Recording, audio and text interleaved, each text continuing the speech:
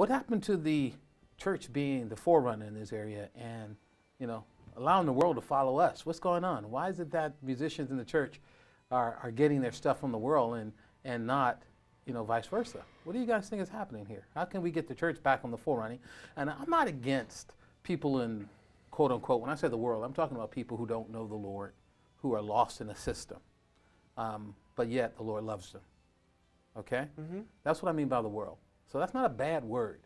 But at the same token, I do realize that there is a God, small g, over this system of things, because the Bible tells us in Corinthians 4:4 that Satan is a god of this world. That means the systems that's in place, that he's placed in people's lives to entrap them and bring them to slavery, he rules it, all right? Whereas God's given us a kingdom as sons that we rule, and we don't be under the dominion of the spider web of the enemy, but that we stay free and walk as sons in the liberty of the Spirit. So when I walk as a son in the liberty of the Spirit, that means that creativity should be able to flow out of me. But I'm not experiencing that much, in the church fellowship as much.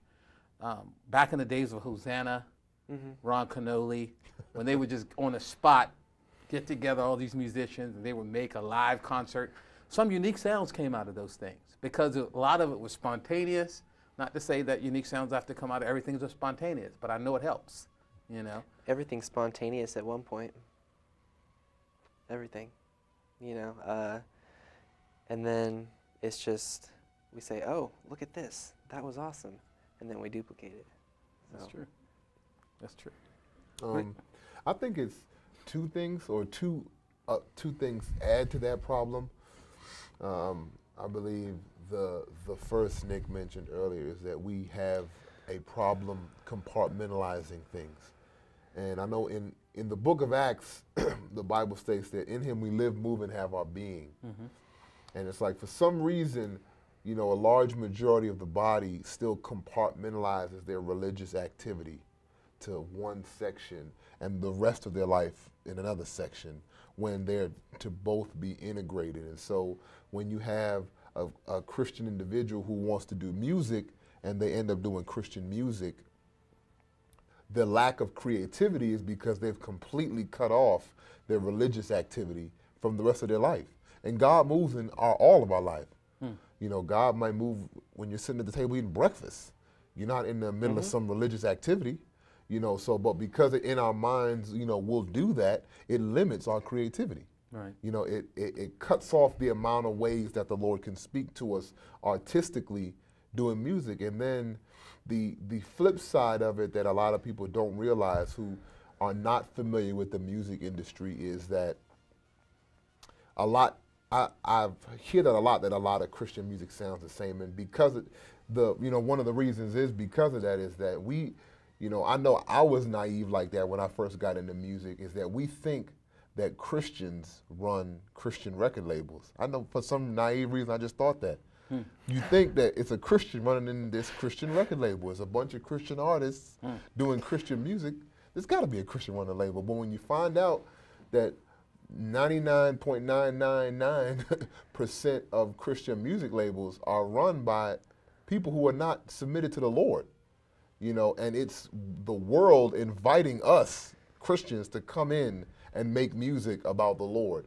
And so their bottom line is the almighty dollar. And so because of that, if there is a particular sound that is selling at the time, you're going to have 20 and 30 different people making that sound because that's what's selling.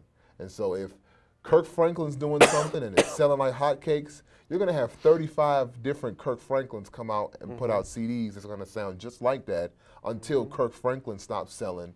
And then the next guy's on. And this is not a bash Kirk Franklin because I own some of his CDs. Nothing against Kirk. But it's a business, and I think Christians are naive sometimes when we think, it's just all about the ministry when, it's really record executives saying, look, our bottom line is the almighty dollar, and this is what's selling. So we need to make sure that we get as much out of this right now as possible. So, when you have that dark, ugly side to it, you're going to have a lot of what I call Xerox ministry going on. People just photocopying what's hot at the moment. And it's unfortunate, but that too limits the person's creativity, because then they're boxed into having to do the music like this because a producer or an executive is saying, no, this is what you're going to put out. You signed a 4-album deal or whatever. This is the kind of music you're going to put out, so you've kind of put yourself in a box. I think those two reasons, really add to the issue of lack of creativity when it comes to Christians doing things musically and artistically. Well, thank you, Marty. You have something you want to add to that, Nicholas? Sure. What Marty said definitely is true to a great extent. When an artist has, the artist's greatest gift is creativity that God places in them. And when that can be, in a lot of ways, compromised by a business, they say, okay, you need to sound like this, you do your hair this way, It's been going on since before any of us were born, Right. Right. And it's, this goes way back. We had the Beatles, and then we had those bands that are like That Thing You Do, that labels create, like that movie, That Thing You Do, to follow it, to capitalize on, hey, this is selling right now.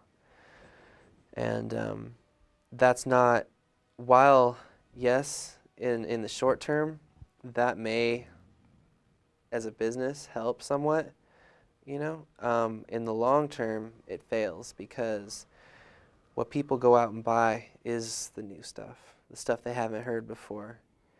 And as an artist, from an artist's perspective, it's not really about, it shouldn't be about whether I make it or not. It's about, am I expressing what the Lord has given me to give? That's good. And I also had another thing for your question. I felt like when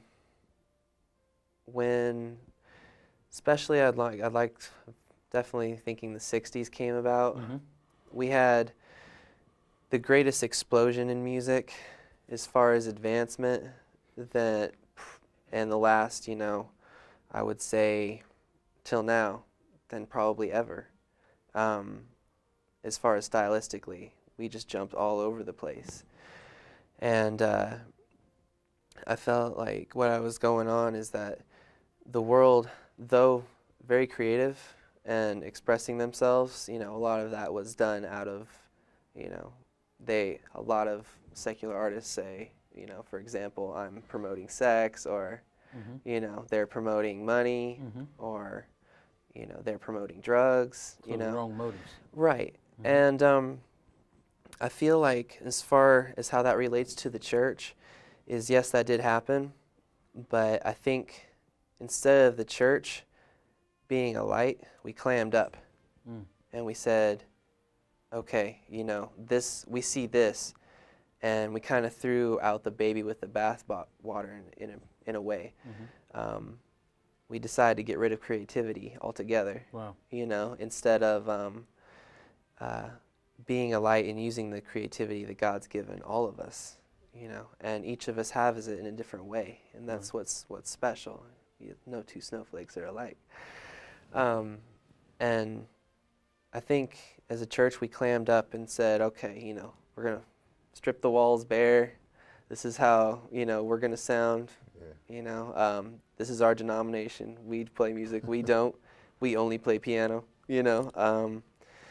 And while doing that, we threw away, what God has given us. And I think the most important thing to realize is that God is a creative God. The first 5 words of the Bible is, in the beginning, God created. And we are created in His image, and that's a creative image. And it's not just for music, but say an artist that's painting. Right. Bill Gates is creative. He made a computer. Or Steve Jobs did. They're creative in their own ways. Right. And creativity isn't necessarily in one particular music and arts. Right. It's in general. And I think we decided to clam up and in a way. And